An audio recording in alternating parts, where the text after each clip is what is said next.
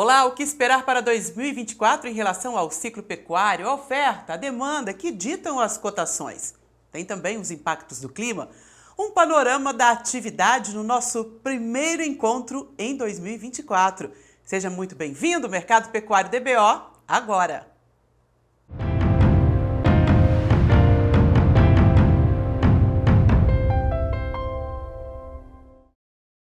Aos poucos, as indústrias retomam as atividades. Num mês tradicionalmente de contas e de impostos a pagar, o produtor que tem animal pronto para o abate já sente aí uma pressão na hora de negociar.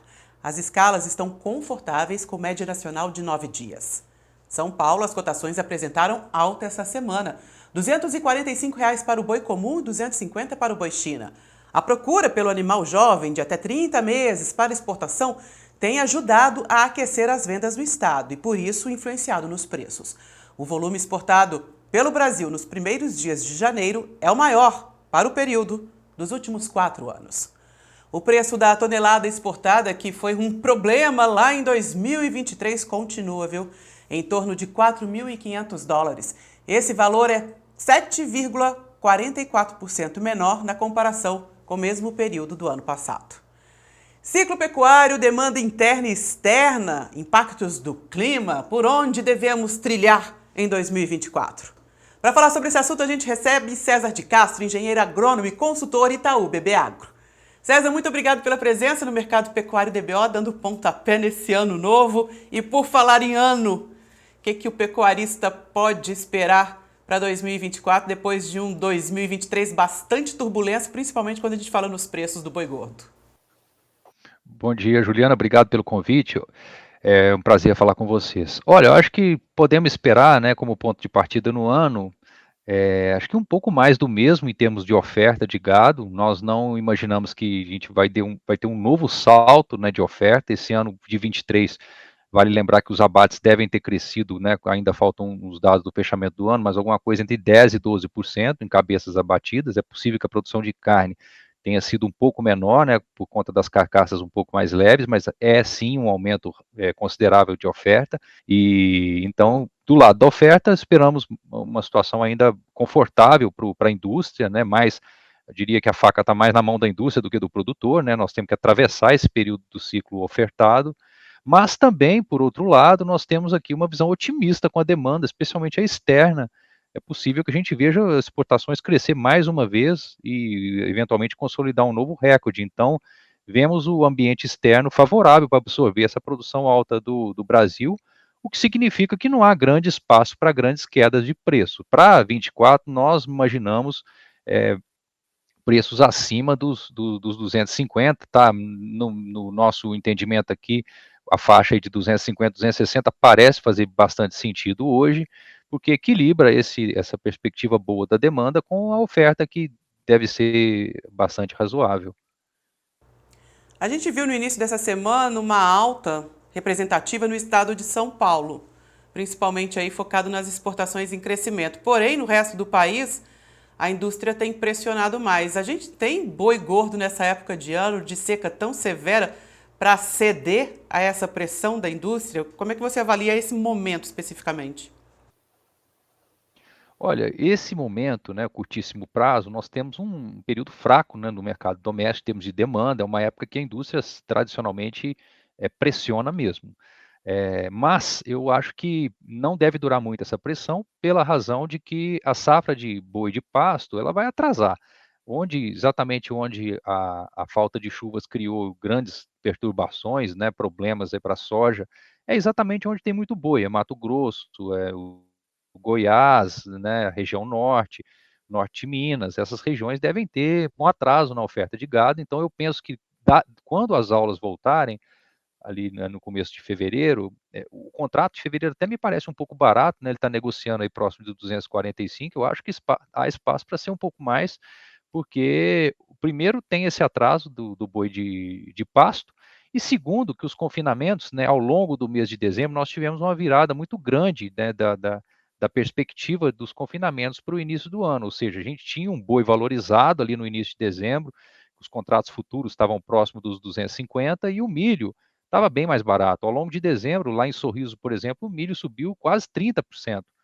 Então, as margens ficaram muito apertadas, margens projetadas, o que significa que o confinador hoje está bem sem estímulo, né, com essa discrepância entre o que está acontecendo no mercado de milho, principalmente, e o mercado do boi, que deu uma cedida. Então, eu acho que há um ambiente para uma oferta ainda mais contida, né, em fevereiro, fazendo frente a essa elevação que eu imagino que pode acontecer, porque a demanda melhora. Agora, janeiro é um mês complicado, né? Inevitavelmente, a indústria deve continuar pressionando e não descartaria correções, não, tá? Mas o que a gente tem visto é um mercado mais firme, tá?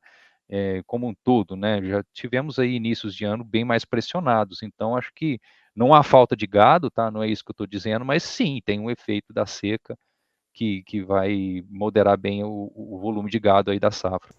César, você falou sobre as expectativas de exportações melhores em 2024. Só que a gente está vendo o problema dos preços internacionais. A tonelada sendo exportada por, em média, US$ 4.500, né? A receita foi muito pequena em 2023. Globalmente falando, o que a gente espera para esse ano? Uma reação nos preços? Temos concorrentes para esses preços continuarem tão baixos assim?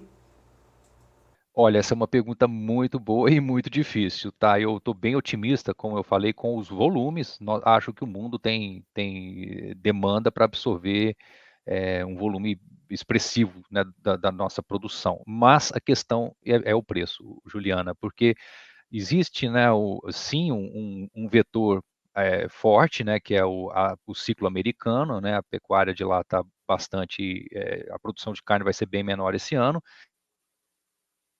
Os preços lá estão muito mais elevados. Isso não é exatamente como o mercado de soja, que a gente tem uma transmissão perfeita e a gente captura todo esse cenário de falta de boi nos Estados Unidos aqui. Não é assim.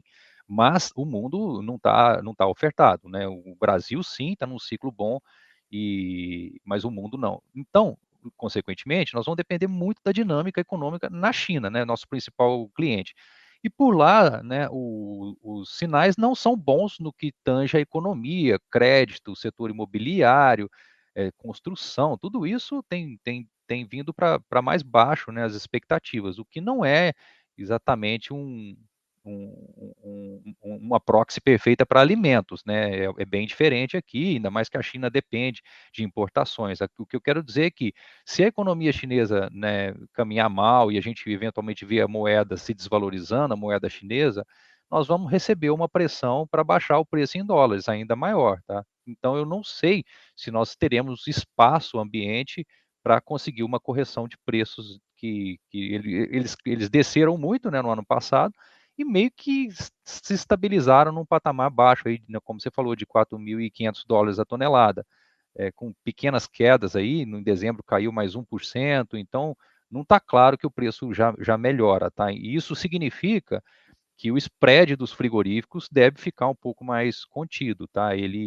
Geralmente ele cede no final do ano, isso aconteceu novamente, mas na média do ano ele foi parecido com o ano anterior, né? Então, essa é a grande questão. Se o preço de exportação não sobe, é difícil o boi ter um grande espaço. Então, por isso que eu imagino que é difícil a gente ver a arroba subir muito, porque apesar da boa demanda externa, nós devemos ter que vender a um preço não muito diferente do que a gente está vendendo hoje. É uma situação delicada, continua a situação delicada. A gente recebeu aqui algumas perguntas. O Luciano Teixeira, ele quer saber: chegamos a um período de preços estáveis ou ainda há espaço para queda do preço da arroba? Eu acho que estabilidade na pecuária de corte é algo utópico, né? Todo ano a gente tem um grande susto, a volatilidade aumentou muito, mas pensando assim de forma mais estrutural, em média do ano, eu acho que sim, está uma estabilidade. Os futuros hoje eles estão, né, rodando aí a média do ano próximo de R$ 247. Eu acho que é um pouquinho mais, tá? A média de 24, minha cabeça é 250, 260 e não 200 e poucos reais, como a gente viu esse ano. Mas é importante ter em mente, por isso que existe a gestão de risco, né, de que a pecuária ela é muito dinâmica, nós estamos aqui muito, né, como sempre, bastante conectados à demanda chinesa, é um ano de grande oferta, então sim, podemos ter solavancos, mas eu acho que sim, estabilidade para um pouco mais do que esses 3% abaixo na média de 24 que os contratos futuros hoje estão dando em relação ao que fechou em 2023. Então, penso que sim, média contra média de ano, acho que é mais uma estabilidade do que, ou, né, uma pequena alta, né, o que eu estou imaginando, se chegar nos 260 e você daria uma alta aí, mas então sim, estabilidade, mas com volatilidade no meio do caminho. A pergunta de milhões. O boi chega a R$ 300 em 2024? Em algum momento? Me parece difícil, Juliana, porque é um ano ainda muito ofertado, né? Teríamos que ter uma demanda muito forte, né? Eventualmente uma China com mais apetite, é, importações mais fortes do que a gente imagina e principalmente o preço subindo para dar tração a essa alta da arroba, porque não basta também exportarmos muito se o preço não muda, não atrai a indústria e não melhora o preço da arroba. Então, 300 me parece uma caminhada um pouco longa, mas temos um elemento novo, que é o cenário de grãos muito incerto, principalmente o milho. É muita dúvida o que vai ser a produção de milho safrinha, e isso joga uma incerteza no segundo semestre. Pode ser que, se o milho ficar caro, o boi deveria subir um pouco também para equalizar essa questão, tá? Então, mas, né, visto de hoje, o 300 parece longe, tá? Leandro Silva, por causa do clima, o preço do bezerro pode cair por falta de pasto e obrigar uma maior oferta? Nas regiões em que não há disponibilidade, eu acho que sim, pode ceder um pouco mais, mas eu acho que a situação já está melhorando, né? Já vem chovendo, né, razoavelmente bem, onde estava ruim, né? Tudo região centro-norte do Brasil.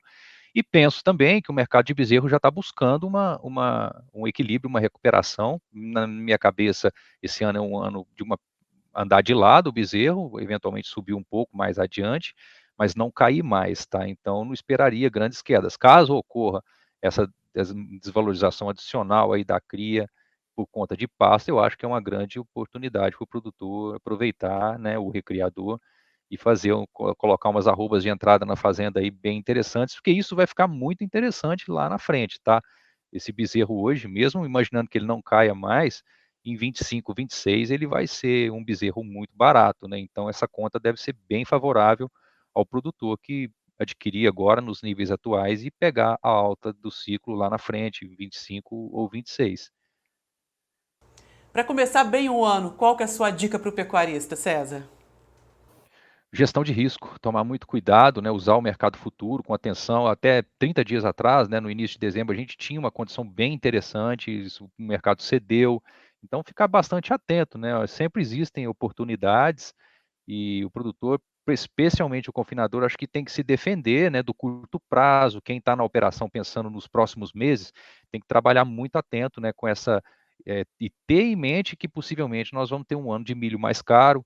É importante estar muito bem defendido, né, e protegido. E estruturalmente, olhando para a pecuária com um olhar mais amplo, pensar que mais adiante, né, nós temos uma travessia ainda de um ano ofertado para fazer, mas logo nós já vamos começar a ver uma redução da produção. Isso deve dar espaço para os preços subirem e essa reposição de hoje ela vai ficar barata lá na frente. Então, do curto prazo, atenção ao mercado futuro, defender as margens, se preparar para um ano que vai ser de custos de insumos mais alto, ou seja, proteger os custos, especialmente dos confinamentos.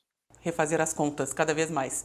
César, muito obrigado pela participação no primeiro mercado pecuário do ano de 2024. Um abraço para toda a equipe aí, Itaú. Seja sempre bem-vindo. Muito obrigado, Juliana. Um abraço e até a próxima. E se você está assistindo esse vídeo no YouTube, não deixe de curtir, compartilhar e seguir a DBO. No Instagram, você pode mandar a sua pergunta e eu vou em busca dos especialistas para responder você. As notícias mais relevantes da pecuária de corte você confere na revista e no portal DBO. Muito obrigado pela companhia, a gente se encontra. Tchau.